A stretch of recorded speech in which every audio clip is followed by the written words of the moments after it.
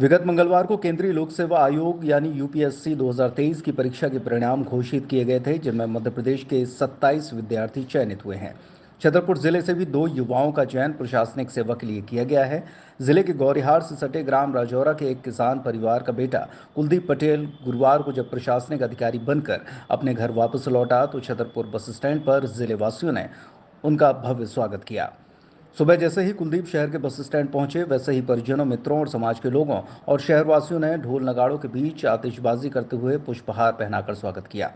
Media से बात करते हुए कुलदीप ने लोगों से मिले स्नेह के प्रति आभार जताते हुए सफलता का श्रेय अपने दादाजी बाबूलाल पटेल और शिक्षकगणों को दिया।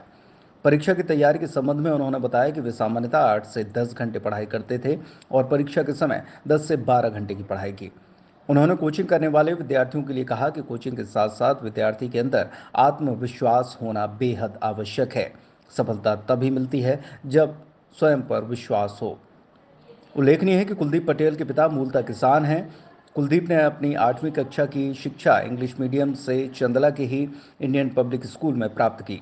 इसके बाद 9वीं से 12वीं तक की शिक्षा छतरपुर के मरिया माता कॉन्वेंट स्कूल में ली। इसके बाद वे दिल्ली विश्वविद्यालय के हंसराज कॉलेज से दर्शन और राजनीति शास्त्र में स्नातक हुए। स्नातक करते हुए दिल्ली में उन्होंने यूपीएससी की तैयारी के लिए कोचिंग की। सितंबर में मुख्य परीक्षा देने के बाद जनवरी में उनका मौखिक इम्तिहान हुआ था, जिसमें उनका चयन 181वीं रैंक पर हुआ। कुलदीप पटेल को पढ़ाने में उनके ताऊ राजेंद्र पटेल का योगदान रहा, जो कि पेशे से शिक्षक हैं। जी सर, ये बहुत खुशी की बात है और सबको खुश देखकर मुझे भी बहुत खुशी हो रही है और गर्व हो रहा है। उपलब्धि के पीछे किसको आप इसमें वो मानते हैं, कैसे प्रेरणा मिली? जी सर, उपलब्धि के लिए तो जो परिवार का सपोर्ट होता है, साथ ही साथ जो टीचर्स मिले मुझको, भले ही स्कूल में रहे हों या फिर कॉलेज में या फिर जहाँ से मैंने कोचिंग की, उनके जो शिक्षक थे, प्रोफेसर्स थे, फैकल्टी मेंबर्स थे, उनका भी बहुत बड़ा योगदान रहा इस परीक्षा को सफल। आप एक किसान के बेटे हैं, छोटे से गांव से आते हैं। जी सर। परवरिश भी ग्रामीण रही है, लेकिन यूपीएससी में चयन हुआ है। दादाजी की कितनी भूमिका है?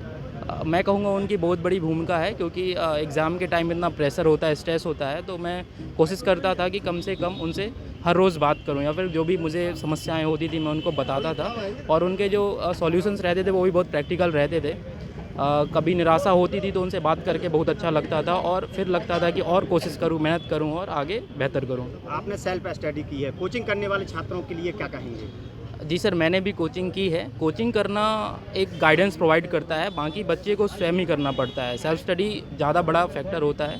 कोचिंग भी हेल्प करता है आपको किसी चीज़ को जल्दी समझने में, और जो आपको एक्स्ट्रा मेहनत करनी पड़ती है अगर सेल्फ करते हैं, वो थोड़ा सा कम समय लग जाता है। कितने समय पढ़ते थे आप? सर वो डिपेंड करता था। जब परीक्षा का समय रहता था तो थोड़ा सा 12 घंटे के आसपास, बाकी सामान्यतः 8-10 घंटे एवरेज ही होगा। माता पिता और जिले के लोगों के लिए, भाई लोगों के लिए क्या कहेंगे? जी, मैं सबको बहुत बहुत शुक्रिया और धन्यवाद कहना चाहता हूँ कि वो इस खुशी में सम्मिलित हैं।